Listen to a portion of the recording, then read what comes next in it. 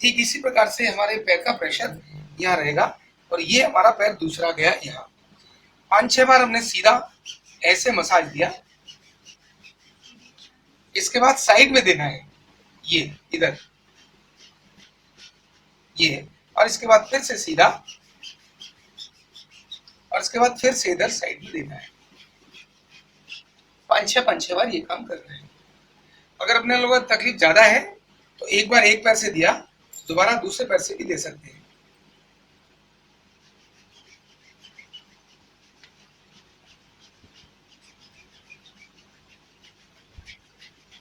बस 5-6 बार यहाँ, 5-6 बार इधर, 5-6 बार इधर, 5-6 बार इधर, ये बैलेंसिंग हो गया। ये क्या हो गया? L5S1 की साइड। लेकिन गलती से भी ये नहीं देनी। समझ आ रही है? कैसा लग रहा है भाई? मजा आ रहा है ना? इससे तो बिगड़ जाएगा पीस, 100% बिगड़ेगा। 99 नहीं, 100% बिगड़ेगा ही। सलबट आने पर आपने जो मसाज दी है वो ठीक।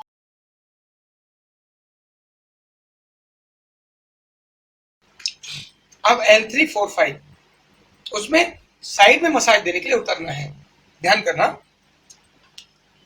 हमने पहले अपने पंजों को ऐसे रखा, यहां से पंजों को बाहर स्लिप किया और एडी को यहां से उतार दिया। एडी वहीं से उतरेगी एक ही जगह से, पंजों की दिशा बदलेगी। जैसे मैंने पहले पंजे यहां रखे, ये T1 है, T2 है, ये सॉरी T12 T11 है, ये एरिया जहां मेरे अंगूठे हैं, वहां से मैंने पंजों को बाहर स्लिप किया, एडी को थोड़ा और आगे ले गया और यहां से मैंने L3 L4 से एडी उतार दी। अब मेरे पंजे L3-4 पर आए, यहाँ आ गए। सर हम बॉडी वेट में एडी पे रख रहे हैं सर पूरे पैर? अभी हमारा फोकस पंजे पर है, एडी पर नहीं है। बॉडी वेट हमारा अभी बैलेंस है लेकिन पंजे पर है, हल्का सा वजन। मेन अब हमारा शुरू होगा, अब पंजे पर है और अब एडी पर आ गया और अब एडी ने नीचे मसाज दे दी। ध्यान करना, मसाज का और वजन का एरिया यही है, नहीं यहां है नहीं यहां। ध्यान आ गया? यहां भी नहीं, यहां भी नहीं। जैसे ही पंजे इधर आए तो पंजे पर वजन आया और अब यहां से एडी पर वजन आया। इतना ध्यान करते हुए कि आपकी एडी चुभे नहीं। ठीक है, तो ये हमने दूसरा पॉइंट, पहला पॉइंट ये लिया था, दूसरा पॉइंट ये लिया और तीसरा पॉइंट यहीं से और नीचे ले जाकर एडी उतरनी है उसी जगह से। एडी यहां से उतरी थी, यहां से उतरी, ऐसे नहीं जाएगी। एडी उतरने का एरिया 3, 4 और 5 ही है। ठीक है, तो पहले हम यहां रखे, थोड़ा ऊपर, यहां से ऐसे हमने खिसकाया, एडी उतार दी, थोड़ा सा नीचे और आए, हमने पंजा खिसकाया, एडी उतार दी, और अब यहां आए, यहां से पंजा खिसकाया और एडी आगे चली गई। तो पहले वाले में क्या हुआ था, हमारी एडी लगभग उसी एरिया में थी जहां से उतारना है, पंजे को हमने ऐसे किया था और एडी उतार दी थी। यहां थे पहले, यहां। अब हम इधर आए, अब हमने पंजे को भी उतारा और एडी को थोड़ा आगे बढ़ाया और ऐसे ले गए। लेकिन यहां आने पर क्या था, हमारी एडी टोटली नीचे थी, पंजा वहां था तो हमने पंजे को नीचे खींचा। अब एडी मैक्सिमम आगे गई और यहां से उतार दिया। ये क्या हो गया? L. समझ आ गया?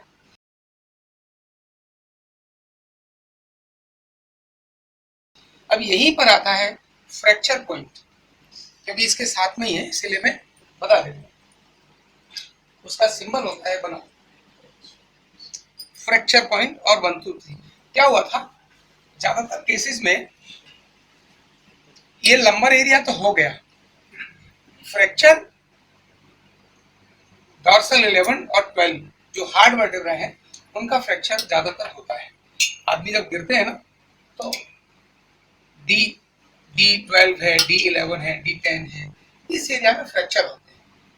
वो फ्रैक्चर होने के बाद जो मसल्स है ना ऐसे उस जगह इकट्ठे हो जाते हैं, श्रिंक होने लगते हैं। नहीं होता, कभी आप एक्सीडेंट देखना, अगर हड्डी ऐसे है, टूटी है, तो वो ऐसे ऐसे हो जाएगी, है ना, ऐसे हो जाएगी, गैप नहीं देगी, क्योंकि हड्डी एक दूसरे से खिंची हुई, ऐसे मसल से कसी हुई रहती है, मसल से। अब जैसे टूटती है तो हड्डी के ऊपर मसल्स टाइट है, मसल्स ने टाइट कर रखा है, जैसे ही टूटेगी तो अंदर जाएगी ना, जैसे हम रबड़ से किसी चीज को तान के रखते हैं ना, बांधते हैं कोने में, और बीच में से वो टूट जाए तो तुरंत ऐसे आ जाएगी। तो हड्डी एक दूसरे को और ओवरलैप हो जाती है, चढ़ जाती है ना। लेकिन ये पॉइंट समझना बहुत जरूरी है, अपने पास आने वाले 100 केसेस में से 70 केसेस, कितने केसेस इसी के रहने वाले हैं। तभी मुझे लगा कि मैं दोनों तीनों को बारीकी से आपको बता दूं। 100 में से 70 केस और इवन 85% केस, जिसको घुटना है उसको भी कमर दर्द होगी, जिसको गर्दन है उसको भी कमर दर्द तो कॉमन है ना। अभी आएगा फ्रैक्चर पॉइंट। इनको अल्फा वैसे भी सही देने में भी अच्छा लगेगा। अभी हमने आपको यहां तक सिखा दिया, ये हमने पकड़ा, एड़ी जमीन पर रखी, ग्रिप ऐसे किया, और यहाँ ऐसे हमने किया, ऐसे हमने किया, ऐसे हमने किया। इसके बाद हमने क्या किया, लेकिन ध्यान करना किसको देना किसको नहीं देना ये बहुत आवश्यक है, ये भी बताएंगे हम, है ना। यहाँ से ऐसे किया, फास्ट किया, हर एक जगह पर 2 से 3 बार उतरना, ठीक है।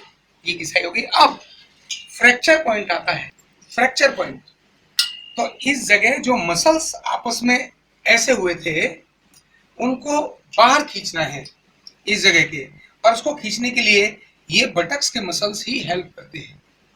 तो हमको उस समय पर ये कपड़े का उपयोग नहीं होना चाहिए, क्योंकि ये कपड़े अगर करेंगे तो वो ऐसे रोकेगा हमारे को मसल्स खींचने से, ध्यान करना। तब फिर इसमें गैप दे देना चाहिए, और यहां से बटक्स के मसल्स को नीचे ऐसे किया, ऐसे किया, ऐसे खींचा, ये नीचे ऐसे, यहां, इधर और इधर, बीच में, साइड में। अब मेरे एडी का प्रेशर कहाँ जा रहा है, ये समझ आ रहे हैं, ये मसल्स खींच रहे ना, क्यों जी खींच रहे ना। ये 8-10 बार हमको ऐसे मसाज से नीचे की तरफ मसल्स खींचनी चाहिए। पॉइंट हमने यहाँ ऐसे दिया, नीचे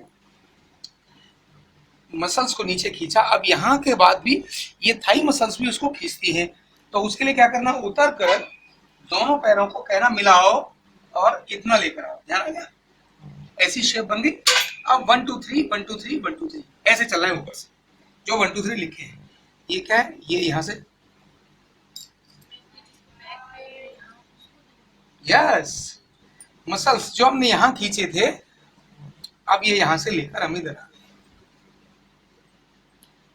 1 2 3 1 2, समझ आ गया। जैसे हमने ऐसे किया तो सारे मसल्स खींचकर नीचे आ जाते हैं। ये हो गया हमारा क्या, फ्रैक्चर पॉइंट। 11 और 12 के एरिया में होने वाले फ्रैक्चर का सर्वोत्तम इलाज है, ये सर्वोत्तम इलाज है, और उससे व्यक्ति ठीक हो जाता है। किसको नहीं देना, L5S1 घिसाई अगर घाव है तो नहीं देना, अगर यहाँ घाव है तो नहीं देना, अगर मेजर सूजन है तो भी नहीं देना। सूजन और घाव पर मसाज या क्लॉकवाइज शरीर के किसी भी अंग में हो नहीं करना, एक जगह को छोड़। दांत की स्वेलिंग है तो वहां क्लॉकवाइज करने से ब्लॉकेज खुल जाती है और आगे सर्कुलेशन हो जाता है। इसको छोड़कर बॉडी के किसी भी एरिया में घाव या स्वेलिंग है, उस एरिया पर क्लॉकवाइज करने से स्वेलिंग बढ़ जाती है। कहीं भी सर्वाइकल में भी अगर नेक क्लॉकवाइज कर रहे हैं और स्वेलिंग है, मत करिए। घुटने पर भी अगर स्वेलिंग है तो आप उसकी रगड़ाई मत करिए, ठीक है।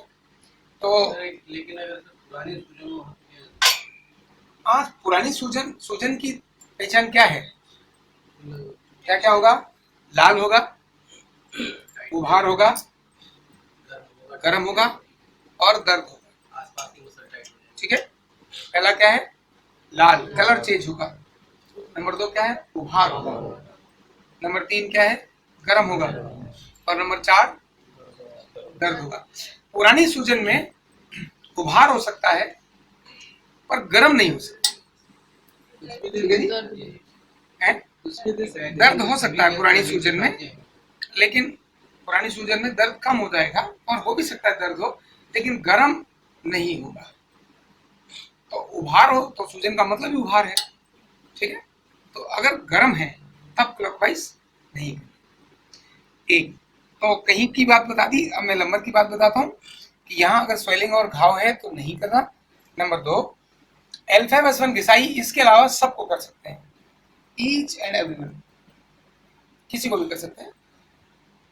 अब L345 किसको नहीं करना, सॉरी, L345 उसको नहीं देना जिसके इस एरिया में बटक्स पर दर्द हो। कहाँ दर्द हो? बटक्स पर अगर दर्द है, हिप्स पर यहाँ दर्द है, यहाँ दर्द हो, कर सकते हैं। साइटिका पेन आ रहा है, कर सकते हैं, लेकिन बटक्स पर दर्द है तब L345 नहीं देना, ये बिल्कुल ध्यान में रखना। साइटिका पेन में दे सकते, ठीक है। ये L345 ये वाला अगर हमने ये दिया तो इससे दर्द बढ़ जाएगा, ठीक है। और इसी तरह से बटक्स वाले पेन, बटक्स का पेन और ये जो सेंट्रल पॉइंट का पेन है, इसको भी फ्रैक्चर पॉइंट नहीं देना। यहां से ऊपर के किसी भी दर्द के लिए L345S1, L5S1 और फ्रैक्चर पॉइंट दिया जा सकता है। कहां से? यहां से ऊपर। हाँ, कुछ लोग बेल्ट नीचे बांधते हैं, आजकल के जो बच्चे बेल्ट बांधते हैं उस एरिया से ऊपर, क्योंकि आजकल तो बेल्ट ही क्या लटका ही रहता है। ये इस एरिया से नीचे वाले उस पर फ्रैक्चर पॉइंट है ना। है उसके लिए क्या देना वो नेक्स्ट बताएंगे। उसमें JJ+1+2 ट्रीटमेंट है जिसको मैम बाद में बताएंगी, वो ठीक है। अच्छा प्रश्न किया, प्रेग्नेंट लेडी को कोई भी ट्रीटमेंट उल्टा लिटाकर नहीं, उल्टा लिटा भी कोई भी ट्रीटमेंट। ये और कोई इसमें कोई प्रश्न? हाँ, साइटिका क्योंकि वन साइड होता है, दोनों साइड साइटिका में फ्रैक्चर पॉइंट नहीं है, ये वन साइड वाले में दे सकते है ना। और बस पंजे को झटका नहीं मारना, स्मूथली आपके पंजे का अभ्यास बॉडी के किसी भी पार्ट पर, चाहे बैक ऑफ नी है, चाहे यहाँ है या कहीं भी है, या चेस्ट है या थाइमस है, आपका पंजा बहुत स्मूथ जाने की आदत में आना चाहिए। शरीर से पूरा सटा हुआ, लेकिन without jerk and without strong pressure, smooth pressure. कौन सा प्रेशर चाहिए? Smooth pressure.